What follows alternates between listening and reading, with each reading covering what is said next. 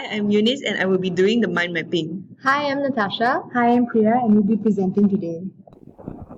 The phenomena that we predict is music will affect speed and volume of food consumed.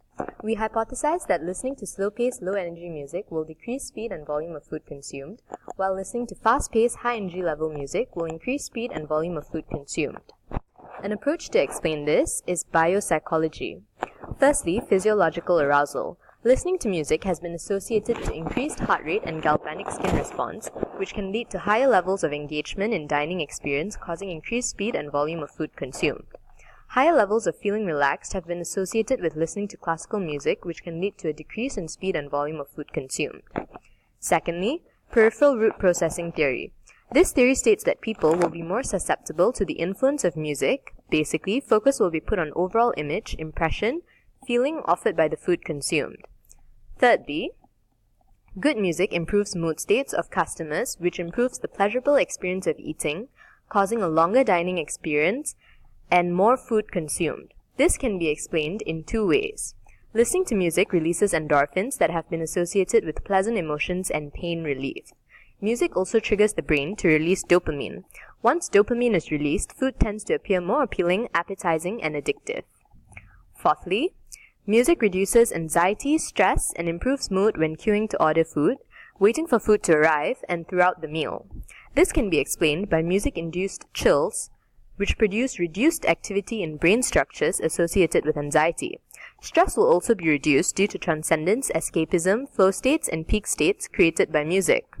Low arousal classical music was found to be associated with the highest relaxation and least anxiety ratings.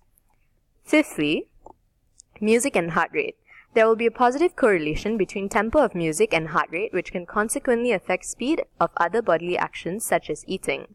The ISO principle states that an individual's mood is matched to the mood of the music and then gradually moved to the desired direction. When individuals listen to music with a tempo in excess of their own inherent heartbeats, that music will have a stimulating, invigorating effect to enhance the general mood and vice versa. The next approach is business psychology. Firstly, consumerism. This can be explained by the theory of spatial aesthetics or atmospheric. This is the conscious designing of space to create certain effect in buyers. For example, McDonald's used brightly colored interior design to promote higher turnover. Secondly, music and time perception. Slow music will cause a slow perception of time, resulting in a longer time as well as more money spent in the restaurant and vice versa. The next approach is cognitive psychology. The first theory that we'll look into is association musical fit theory. Experimental aesthetics is the subjective experience of beauty and it ensures experience of pleasure.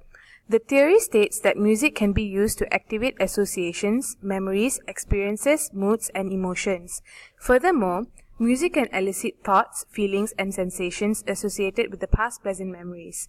For example, a remembered melody may bring to mind the time, place, and the emotional state of the situation when the song was originally heard. If song heard was fast-paced or slow-paced, it is likely to evoke similar physiological or psychological responses when heard in the restaurant. Next, good music can improve mood states of customers, which improves the pleasurable experience of eating, causing a longer dining period where more food is consumed. Music has a pleasure-producing capacity in listeners. It causes the induction of positive feelings. It also uses gratification approach where music serves the need such as entertainment, identity formation, sensation seeking, or culture identification. Expectancy theory, on the other hand, is when patrons expect certain types of music to be played at specific restaurants. Music and atmosphere is important because music creates different settings by stimulating different moods. Music also creates an identity.